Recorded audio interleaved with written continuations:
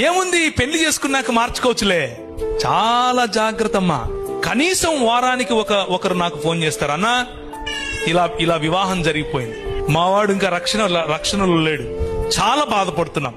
ముఖ్యంగా సహోదరులకు చెప్తున్నా, take a stand my sister.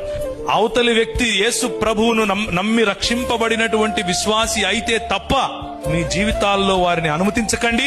మీ పెద్దల ప్రెషర్ అయినా సరే, మీ కులం యొక్క ప్రెషర్ అయినా సరే, వారు మాట్లాడండి, కానీ ఇలాంటి దేవుని వాక్య విరోధమైనటువంటి వాటిని మీ జీవితంలో అనుమతించకండి. Same thing with young boys, యవనులు. చాలా సార్లు ఈ ఉదాహరణ చెప్తూ ఉంటాను. మిద్దెకి ఒక ఆయన తాడేసాడంట కిందోడికి. ఒరే పట్టుకొని ఎక్కరా అంటున్నాడు. ఎక్కేవాడు గుంజితే పైనోడు పడతాడా, లేకపోతే కిందున్నోడు పైనున్నోడు గుంజితే కిందోడు పైకి వస్తాడా? ఆత్మీయతలో కూడా అంతే. నీ స్థాయి ఏంటి? ఇశ్రాయేలు, నీ భాగ్యం ఎంత గొప్పది, యెహోవా రక్షించిన నీ జీవితం ఎంత గొప్పది. అలాంటిది తీసుకుపోయి నువ్వు ఎవరికి అట్టు పెడుతున్నావు? రాజైనా ఆహాబుతో బియ్యం అందుతావా? యువర్ బిజినెస్ పార్ట్నర్షిప్ ఎవరితో ఉంది? మీరు ఎవరితో బియ్యం అందుతున్నారు? మీ ఇచ్చిపుచ్చుకోవడాలు ఎవరితో ఉన్నాయి?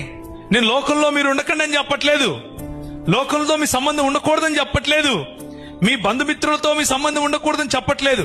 కానీ మీ కుటుంబాలను నియంత్రించేంతగా వారిని లోపలికి రానివద్దు. మీ కుటుంబాన్ని, మీ ఫెయిత్ ను నియంత్రించేంతగా వారి ఇన్ఫ్లుయెన్స్, వారి యొక్క ప్రభావం, అది కులమైనా సరే, అది మతమైనా సరే, అది ప్రాంతమైనా సరే, భాష అయినా సరే, ఏదైనా సరే, బంధువర్గమైనా సరే, let nothing control your faith in the lord Jesus Christ.